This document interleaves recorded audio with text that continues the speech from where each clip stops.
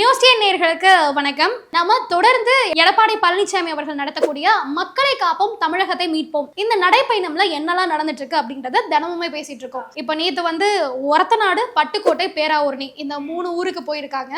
So Orathanadu, Pattukkottai, Peravurani இது டெல்டான்னு போது அங்க விவசாயம் தான் ரொம்ப அதிகமா இருக்கும். நிச்சயமா விவசாயி அப்படின்னு சொல்லும் போதே அவர் ஒரு விவசாயி இல்லையா, விவசாயிகளோட கஷ்டம் என்ன அப்படின்றது அவருக்கு நல்லாவே தெரியும். அதனால டெல்டா மாவட்டத்துக்கு நேற்று போயிட்டு அங்க அந்த மக்களுக்கு என்ன குறைகள் இருக்கோ அந்த குறைகளை அவங்க கிட்ட பேசி இதை நான் நிறைவேற்றுவேன் அப்படின்ற மாதிரி பயங்கரமான ஒரு ஸ்பீச்லாம் கொடுத்திருந்தாரு. ஏன்னா விவசாயி அப்படின்னு சொல்லும் போதே இப்ப இருக்கிற நம்ம முதலமைச்சர் மு.க.ஸ்டாலின் அவர்கள் அந்த அளவுக்கு பண்ணுவாரா அப்படின்னு கேட்டா அது சந்தேகப்படக்கூடிய ஒரு விஷயம்தான். ஏன்னா அவர் வந்தப்ப நிறைய நலத்திட்டங்கள்லாம் கொண்டு வரேன், நாங்க வாக்குறுதி இவ்வளவு கொடுத்துருக்கோம், பண்ணுவோம் அப்படின்னு சொல்லி எக்கச்சக்கமான வாக்குறுதிகள் கொடுத்திருந்தாங்க. ஆனா அதுல ஏதாவது ஒன்னாவது பண்ணிருக்காங்களா அப்படின்னு சொல்லி கேட்டா அதுவே கிடையாது. உதாரணத்துக்கு விவசாயிகள் சொல்லும் போது விவசாய கடன்களை தள்ளுபடி பண்றோம் அப்படின்னு சொல்லி ஒரு விஷயம் சொல்லியிருந்தாரு. ஆனா அதுவுமே இன்ன வரைக்கும் நிறைவேற்றவே இல்லை.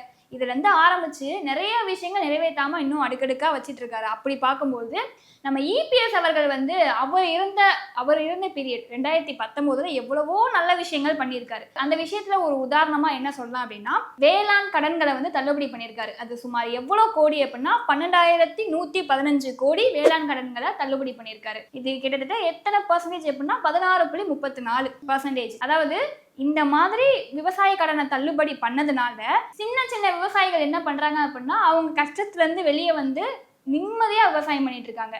அதுக்கு முதல் காரணமா இருந்தவர் நம்ம இபிஎஸ் அவர்கள் தான். ஆமா, அது மட்டும் இல்லாம இப்போ அந்த சைடு இப்போ நேத்து போனது டெல்டா, அதுவும் இந்த பட்டுக்கோட்டை அதுக்கு பக்கத்துல இருக்கக்கூடிய கிராமம். நான் ஏன்னா அந்த ஏரியான்றனால எனக்கு தெரியும். அங்க தென்னை விவசாயம்ன்றது ரொம்ப அதிகமா இருக்கும். இப்போ கஜா புயல் கூட அடிச்சதுல ஞாபகம் இருக்கும். ஆமா, எல்லாருக்குமே அதை மறக்க முடியுமா? அந்த புயல்ல அதிகமா சேதப்பட்டது இந்த டெல்டா மாவட்டம் தான். அங்க பல தென்னை மரங்கள்லாம் சாஞ்சிருச்சு. அதனால தென்னையை மட்டுமே வாழ்வாதாரமா கொண்டு வாழ்ந்த விவசாயிகளுடைய நிலையெல்லாம் ரொம்பவே மோசமாச்சு. அவங்களுடைய நிலையை மாத்தணும் அப்படின்றதுக்காக தென்னை விவசாயிகளுக்கு 72,100 ரூபாய் கொடுத்து மறுபடியும் தென்னங்கன்று வாங்கி நட்டு அதை வச்சு மறுபடியும் பயிரிடுங்க அப்படின்னு சொல்லிட்டு ஒரு உத்வேகம் கொடுத்து இப்போ அவங்க எல்லாம் நல்லா வாழ்ந்துட்டு இருக்காங்கன்னா அதுக்கு எடப்பாடி பழனிசாமி அவர்கள் தான் ஒரு காரணம். இப்போ நம்ம அப்பா இருக்காரு, அவரு நம்ம ஆல்ரெடி சொன்ன விஷயம் தான். இவர் என்ன குறைகள் இருக்குன்னு இவரா நினைக்கிறாரோ அதை பேசுவாரு. ஆனா எடப்பாடி பழனிசாமி அவர்கள் அங்க போயிட்டு அங்க என்ன குறை இருக்குன்னு சொல்றாங்களோ அதை கேட்டு அதை நிவர்த்தி பண்றது இவர்கிட்ட நான் பார்த்த ஒரு ஸ்பெஷலான விஷயம்னே சொல்லலாம். ஏன்னா ஒரு முதல்வருக்கு அதுதான் தேவை. மக்களுடைய குறை என்னவோ அதை சரி பண்றதுதான் ஒரு நல்ல முதல்வர். நம்ம முன்னாடியே பேசின மாதிரி இப்போ இருக்கிற முதல்வரா இருந்தா என்ன பண்ணிருப்பாரு, ஒரு 10 பக்கத்தை கையில எடுத்துட்டு வந்திருப்பாரு. என்னப்பா இதானே பேசணும், ஆக அப்ப இப்படி இப்படின்னு சொல்லிட்டு வளவலன்னு ஏதோ ஸ்கிரிப்ட் கொடுத்த மாதிரி பேசிட்டு போவாரு. ஆனா இவருடைய ஸ்பீச்சை பார்த்தாலே தெரியும், கள்ளங்கவடம் இல்லாம ஒரு ஸ்கிரிப்ட் கூட இல்லாம அவருக்கா மனசுல என்ன தோணுதோ, மக்களுக்கு என்ன தேவையோ அதை புரிஞ்சுக்கிட்டு அவ்வளோ அழகா ஒரு ஸ்பீச் கொடுக்குறாரு. இந்த மாதிரி ஒருத்தர் ஸ்பீச் கொடுக்க முடியுமா அப்படின்னு கேட்டா கண்டிப்பா இல்ல. இல்ல, யதார்த்தமா இருக்கு. கேட்கும் பொழுதே ஆமா இவ்வளவு விஷயங்கள் அவங்க பண்றேன்னு சொல்லிட்டு இப்ப ஒண்ணுமே பண்ணலையே, நம்ம ஏன் கேள்வியே கேட்காம அமைதியா இருக்கோம். எடப்பாடி பழனிசாமி அவர்கள் மாதிரி ஒருத்தர் சொல்லும் பொழுது ஆமா இவ்வளவு விஷயங்கள் இருக்கு, எலெக்ஷன் வரப்போது கேட்டுட்டு கவனமா ஓட்டு போடணும் அப்படின்ற ஒரு கவனமே நமக்குள்ள வருது. இப்போ இந்த பெட்ரோல் டீசல் விலைய நாங்க ஆட்சிக்கு வந்தா கம்மி பண்றோம் அப்படின்னு சொல்லிட்டு ஸ்டாலின் அவர்கள் சொன்னாரு. இப்போ 4 வருஷம் முடிஞ்சு அடுத்த எலெக்ஷனும் வரப்போகுது, கம்மி பண்ணிருக்காங்களா? இல்லவே இல்லை. ஆனா சொல்லுவாங்க வாய்க்கு வந்த மாதிரி பெட்ரோல் டீசல் விலையை கம்மி பண்ணுவோம், நாங்க வந்தா விலைவாசி உயர்வை குறைப்போம் அப்படின்னு சொல்லி ஒரு விஷயம் சொல்லியிருந்தாங்க. இப்ப பாத்துக்கிட்ட அப்படின்னா பருப்பு விலையில இருந்து எண்ணெய் விலையில இருந்து எல்லாமே உயர்ந்துகிட்டே தான் போதே தவிர அது குறைஞ்ச பாடம் இல்லவே இல்லை இல்லையா? ஆமா, அத்தியாவசியமான பொருட்களை ஏன் இவங்க பால் விலையை கூட தான் வந்தா கம்மி பண்றேன்னு சொன்னாங்க.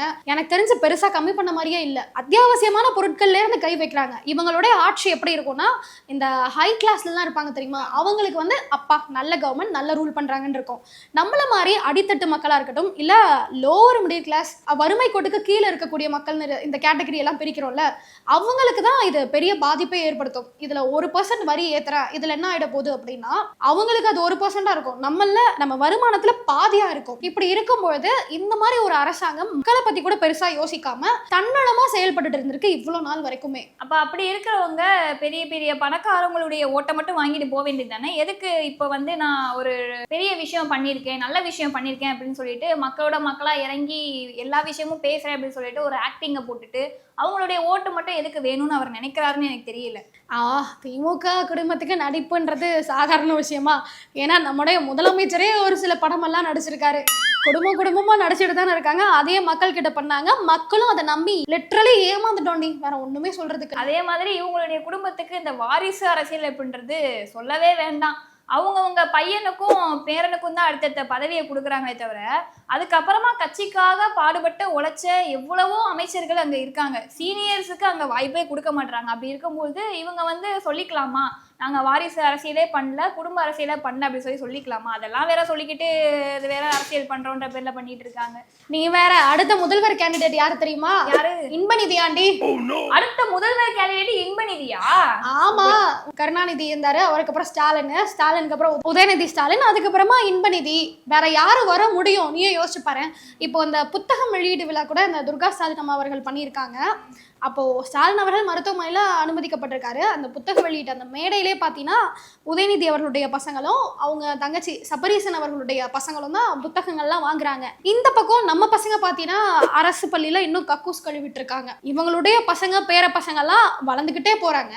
நம்ம பசங்க இன்னும் கக்கூஸ் கழுவிட சுத்திட்டு இருக்காங்க. அதை பார்த்துட்டு பேசாம தானே இருக்காங்க. இதெல்லாம் பார்த்துட்டு நம்ம கேள்வி கேட்டோம்னு வையேன், நீங்க சங்கி முத்திர குத்துறாங்க. ஓகேங்க, கேள்வி கேட்கறதுல என்ன தப்பு இருக்கு? நியாயமா தானே கேள்வி கேட்கறோம். கேள்வி கேட்டாலும் இங்க சங்கினா யாரதான் அப்புறம் கேள்வி கேட்கறது? அதே மாதிரி நம்ம முன்னாடியே ஒரு விஷயம் நம்ம பேசியிருந்தோம் இல்லையா, விவசாயிகளுக்காக அவர் எங்க இருந்தாலும் எப்படி இருந்தாலும் குரல் கொடுப்பாரு அப்படின்னு சொல்லிட்டு. இதுல நான் ஒரு விஷயம் மட்டும் குறிப்பிடணும் அப்படின்னு நினைக்கிறேன். என்னன்னா, அத்திக்கடவு அவிநாசி திட்டம் அப்படின்னு சொல்லி ஒரு திட்டம் இருக்கு, சரிங்களா? அது வந்து நிறைய பேருக்கு, மக்களா இருக்க நிறைய பேருக்கு தெரியவே தெரியாது. அதை பத்தி குட்டியா ஒரு ஹிஸ்டரி மட்டும் நான் சொல்றேன். 1957 காமராஜர் இருந்த காலத்துல இந்த திட்டத்தை கொண்டு வரலாம் அப்படின்னு சொல்லிட்டு அவரு கொண்டு வாங்கன்னு சொல்லி கொடுத்திருந்தார், ஒரு ஒப்பந்தம் கொடுத்திருந்தார். கிட்டத்தட்ட அந்த ஒப்பந்தம் எப்ப வந்துச்சு அப்படின்னு கேட்டேன்னா 2018 அந்த ஒப்பந்தம் அமலாக்கப்பட்டு 2019 டிசம்பர் மாதம் 25 இபிஎஸ் அவர்கள் ஆட்சி காலத்துல இருக்கும்போது அதை கொண்டு வந்தார். ஓ, அப்போ சொன்னதை இபிஎஸ் அவர்கள் நிறைவேற்றிருக்காரு. ஆமா, 60 வருடங்கள் ஆயிடுச்சு இதை நிறைவேற்றுறதுக்கு. இது எங்க ஆரம்பிச்சிருக்கு அப்படின்னா பில்லூர் ஆற்றங்கரை இருக்கு இல்லையா, அந்த இடத்துல இருந்து ஆரம்பிச்சிருக்கு. இந்த திட்டம் என்ன அப்படின்னா, சுமார் 1054 குளங்கள், ஏரிகள் இது எல்லாத்துலயுமே நீர் நிரப்பணும் அப்படின்னும் 538 நீர்ப்பாசனங்கள் இருக்கு. அந்த இடம் வந்து ஈரப்பதமான நிலையில இருக்கணும் அப்படின்றதுக்காக இந்த திட்டத்தை கொண்டு வந்தாங்க. இந்த திட்டத்து மூலமா இதை பண்ணாங்க அப்படின்னா நிறைய விவசாயிகள் வந்து கஷ்டப்பட மாட்டாங்க. ஏன்னா வெயில் காலத்துலலாம் பார்த்தேன் அப்படின்னா தண்ணியே இல்லாம ரொம்ப கஷ்டப்படுறாங்க இல்லையா. இந்த திட்டத்தை கொண்டு வந்தோம் அப்படின்னா அந்த நிலைமை மாறும் அப்படின்றதுக்காக 1957 காமராஜர் அவர்கள் வந்து இதை கொண்டு வாங்க அப்படின்னு சொல்லி ஒரு விஷயம் குறிப்பிட்டிருந்தாரு. அப்போ வந்து அவர் முதலமைச்சராக இருந்த காலகட்டம், ஓகேவா? அதுக்கப்புறமா சுமார் ஒரு 60 வருடங்கள் ஆயிடுச்சு. இபிஎஸ் அவர்கள் மூலமா தான் இந்த திட்டம் இப்போ வரைக்கும் நடந்துட்டு இருக்கு. 2024 எனக்கு தெரிஞ்சு 2024 மார்ச் மாசத்துல இருந்து இது நடந்துட்டே இருக்கு. அதுக்கு உண்மையா வழிவகுத்தது யாரு அப்படின்னா இபிஎஸ் அவர்கள் தான். ஆனா இங்க என்ன டிராமா நடக்குதுன்னு தெரியுமா? 2021 திமுக ஆட்சி வந்துருச்சு. இப்போ வரைக்கும் அவங்க ஆட்சி தான் நடந்துட்டு இருக்கு. இந்த திட்டத்தை எங்க ஆட்சி காலத்துல தான் நாங்க கொண்டு வந்தோம் அப்படின்னு சொல்லிட்டு எல்லாருக்கும் பேசிட்டு இருக்காங்க. ஸ்டிக்கர் ஓட்டுறது திமுக அரசுக்கு புதுசா என்ன?